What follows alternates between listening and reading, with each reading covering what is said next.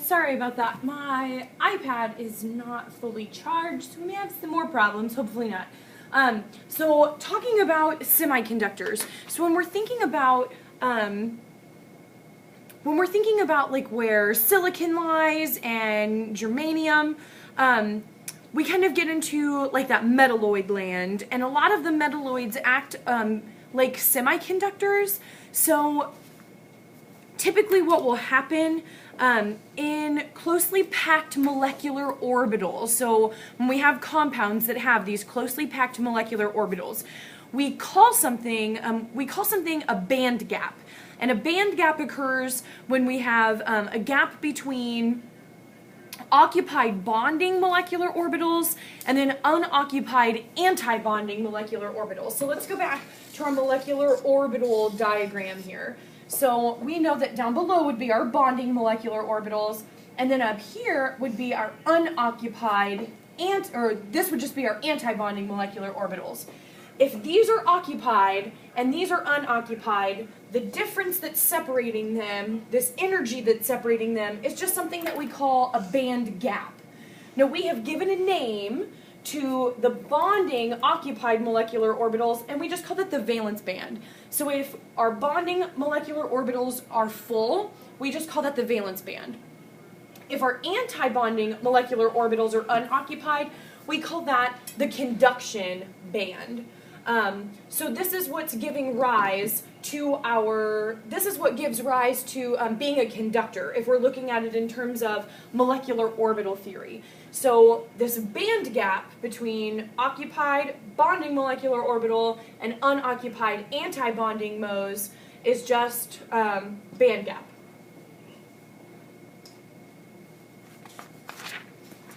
Okay, so again, band that forms from bonding MOS is valence band.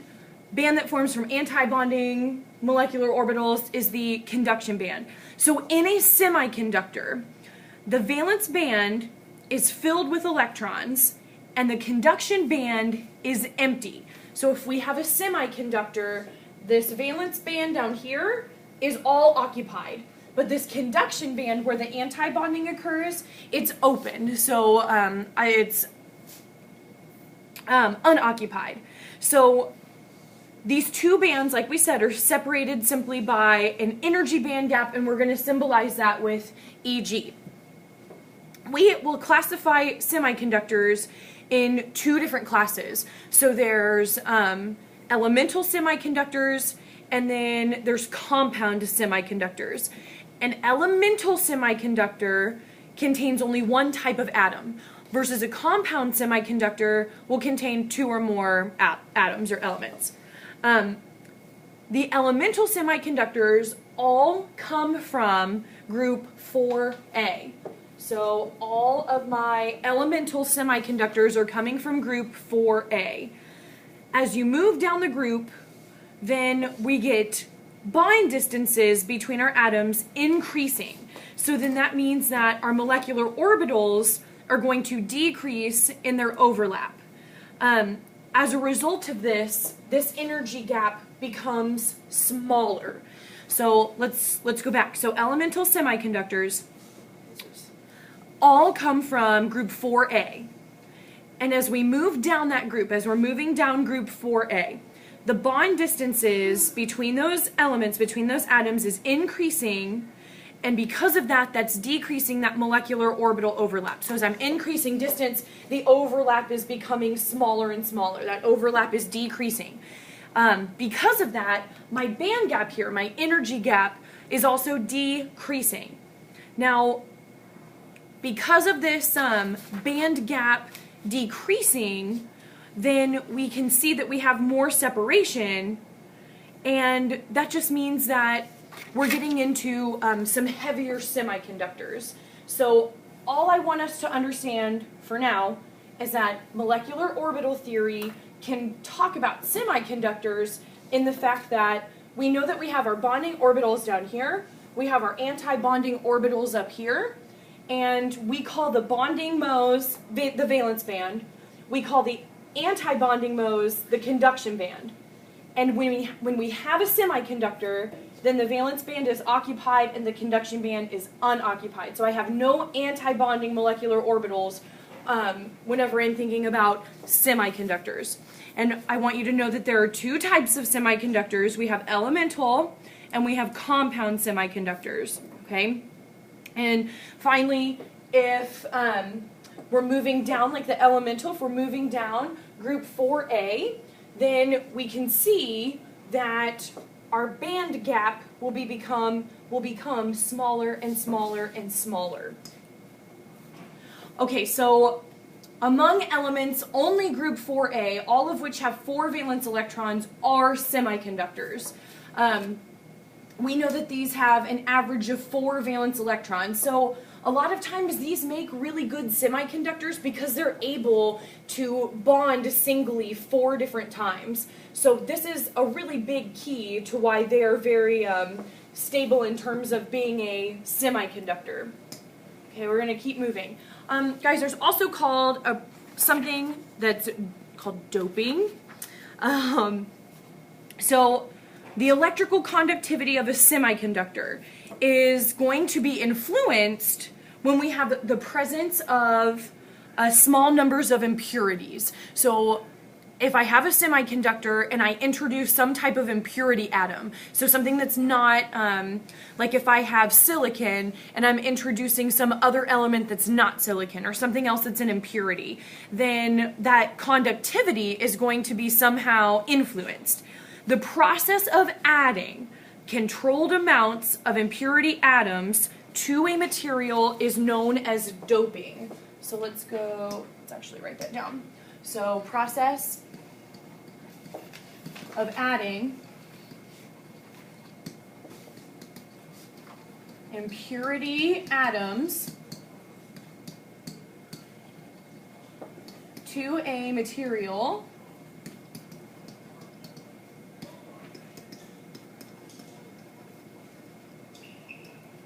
is known as doping. So when we're adding impurity atoms, that's doping. Back. Okay.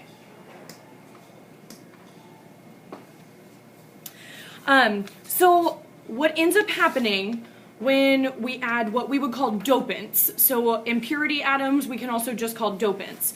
So we're adding dopants to replace atoms in the crystals. We're going to influence the conductivity of that semiconductor.